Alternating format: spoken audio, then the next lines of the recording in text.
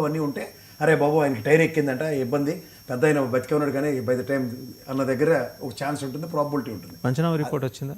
ఎందుకు లేదు, కావాలా మీకు? అన్ని స్క్రాచెస్ తప్ప ఇంకేం లేదు దాంట్లో. మెడ మీద నుంచి టైర్ వెళ్ళటం అలాంటివి ఏవీ లేవు, చూపిస్తాను మీకు కావాలంటే.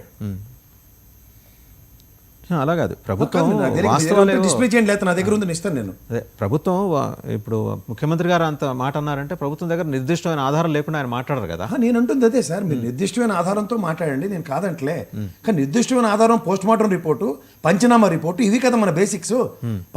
పంచనామా రిపోర్ట్లో కేటగారికల్గా వాళ్ళకి సంబంధించిన అంశాలతో ముడిపెట్టి ఎక్కడ ఏది జరగని పొరపచ్చ జరగని అంశాలని ఎస్టాబ్లిష్ చేస్తూ స్క్రాచెస్ తప్ప ఇంకేమీ లేవని చెప్పిన తర్వాత ఇది ఎక్కడ విడ్డూరు నాకైతే అర్థం కావట్లే. నా దగ్గర ఉంది సార్ పంచనామా. రైట్, మళ్ళీ మనం చూద్దాం. ఈ లోపల సిద్ధార్థ్ కౌశల్ గారు రాజీనామా మీరు చూసే ఉంటారు. 3 జిల్లాలు ఎస్పీ చేశారు ఆయన, నెల్లూరు, ప్రకాశం, కృష్ణ. తర్వాత ఏమో ఇప్పుడు డీజీపీ ఆఫీస్లో అడ్మిన్ గా ఉన్నారు ఆయన. సో ఈ పంచనామా ఒకసారి చూపించు బాబు. సో అది పంచనామా రిపోర్ట్, ఒకసారి ముందర పంచనామా రిపోర్ట్ చూద్దాం. ఇందులో ఎక్కడైనా మీరు ఒక అబ్నార్మల్ ఇంజురీ ఏదైనా ఎస్టాబ్లిష్ అయితే yes there may be a probability, yes ఖచ్చితంగా విజిబిలిటీ సమస్య కాబట్టి అందులో ఉన్న కంటెంట్ చెప్పండి సార్ ప్రసాద్ గారు. ఇప్పుడు నేను ఉంటుంది కూడా ఇందులో చూడండి, కుడి ఛాతీపై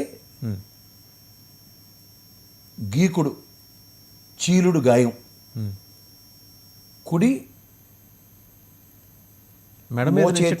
వెనుక భాగాన నుండి అరచేయి వెనుక భాగం వరకు గాయం, చీలిన చీకుడు గాయం, చిన్న చీకుడు గాయాలు, కుడి భుజం వద్ద దోకుడు గాయం, కుడి ఎడమ మోకాళ్ళ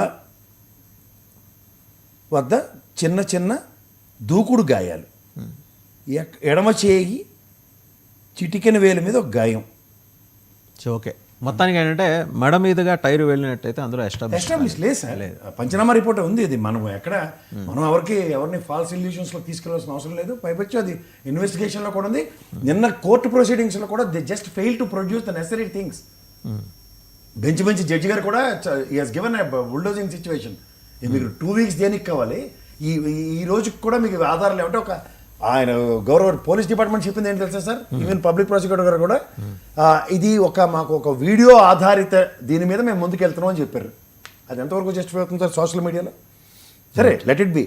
బట్ ఇక్కడ చంద్రబాబు గారి స్థాయిలో ఆయన మాట్లాడడం ఎంతవరకు సముచితం సార్? అది కుక్క పిల్లల్ని ఇడిచినట్టంటే గౌరవ పోలీస్ డిపార్ట్మెంట్ వాళ్ళే తీసుకెళ్లారు ఆయన అంబులెన్స్లోకి. అంబులెన్స్ 28 నిమిషాలు పట్టిన టైం అక్కడికి రావడానికి. ఓకే, నెక్స్ట్ సిద్ధార్థ కౌశల్ గారి అంశానికి వస్తే అది కృష్ణా, నెల్లూరు, ప్రకాశం 3 జిల్లాలకు ఎస్పీగా చేశారండి సిద్ధార్థ కౌశల్ గారు. వారు ఇలా ఒత్తిడి తట్టుకోలేక రిజైన్ చేసి వెళ్ళిపోదాం అనుకుంటున్నారని కథనాలు వస్తే ఆయన నిన్న సాయంత్రం ఆయన చేత ఒక ప్రకటన ఇప్పించారు. అది ఆయన ఇచ్చారని అనుకోవట్లేదు నేనైతే. ఇలా నా వ్యక్తిగత కారణాలు ఇచ్చి వెళ్తున్నాను, ఆయనకేదో ఢిల్లీలో కార్పొరేట్ ఉద్యోగం ఏదో చూసుకున్నారంట. సరే, అంటే 3 జిల్లాల్లో సమర్థుడైన అధికారిగా తెచ్చుకున్న ఆయన హఠాత్తుగా వాళ్ళ వ్యక్తిగత కారణాలు ఇప్పుడే ఎందుకు వచ్చాయి ఒకటి. రెండోది, మీకు సీజ్ ద షిప్ సిట్ ఒకటి వేశారు, గుర్తుందా? తెలుసు. ఆ సిట్ ఇన్ఛార్జ్ ఒక సీనియర్ ఐపీఎస్ ఆఫీసర్, ఆయనకి ask to prepare A report in favour of the government which has denied. ఆయన నేను చేయనండి అని చెప్పి స్వయంగా ఒక మాజీ ఐఏఎస్ అధికారి నిన్న మన దాంట్లో ఇంటర్వ్యూకి వచ్చారు, విజయ్ కుమార్ గారు, లిబరేషన్ కాంగ్రెస్. ఆయన చెప్పారు ఆ ఒత్తిడి తట్టుకోలేక రిజైన్ చేసి వెళ్తుంటే డీజీపీ గారు పిలిపించి అట్లా కాదులే, ఒక 4 రోజులు సెలవులో వెళ్ళు, రిజైన్ చేయొద్దని చెప్పి కన్విన్స్ అయ్యింది. ఇలా రిజైన్ చేయటం, ఈయన పిలిచి కన్విన్స్ చేయటం, ఉద్యోగం ఇదైపోయింది. ఐపీఎస్లు ఈ స్థాయిలో ఎందుకు అంత ప్రెషర్ ఎదుర్కొంటున్నారండి? ఈయన సెలవు మీద వెళ్ళమన్నారా? ఎవరు? ఆయన రిజైన్ చేస్తుంటే సిట్ ఆఫీసర్ని సీజ్ ద షిప్ రిజైన్ చేయొద్దు, సెలవులో వెళ్ళండి, ఎందుకు రిజైన్ చేయటం అని చెప్పి పాపం కన్విన్స్ చేసి ప్రయత్నం. అంటే ఏ స్థాయిలో ప్రెషర్ ఉంటే ఆయన డెసిషన్ తీసుకున్నాడు. సరే సార్, ఆయన విషయం పక్కన ఉంటారు. ఇప్పుడు లిక్కర్ స్కామ్లో సిట్ ఉంది కదా, అతి దగ్గరలో 2 నుంచి 3 ఆఫీసర్లు దాంట్లో సెలవు మీద వెళ్ళబోతున్నారు. ఇది కూడా నేను ముందే చెప్తున్నాను, చూసుకోండి కావాలంటే. Do you have information? ఖచ్చితమైన ఇన్ఫర్మేషన్. ఎందుకు సార్ 2 వీక్స్ 3 వీక్స్ బిఫోర్ ఇక్కడ హైదరాబాద్ నడిబొడ్డులో బ్యూరోక్రాట్స్ ఒక బ్రహ్మాండమైన మీటింగ్ కండక్ట్ చేసుకున్నారు. దాంట్లో ఏపీ బ్యూరోక్రాట్స్. ఎస్, మీకు ఇంకోటి చెప్తున్నా, ఈ బ్యూరోక్రాట్ ఎవరైతే ఈయన ఉన్నారు సిద్ధార్థ కౌశల్ గారు, ఈ ట్రాక్ రికార్డ్ ఒకసారి చెక్ చేయండి. సింహస్వప్నం ఆయన ప్రకాశం, నెల్లూరు, కృష్ణా జిల్లాలో సింహస్వప్నం చూపించాడు ఆయన. అలాంటి ట్రాక్ రికార్డ్ ఉన్న డీజీపీ అడ్మిన్ ఇప్పుడు ఆయన. డీజీపీ ఆఫీస్లో డీజీపీ ఆఫీస్లో ఎస్పీ అడ్మిన్. ఎస్పీ అడ్మిన్ ఉన్నాడు ఆయన.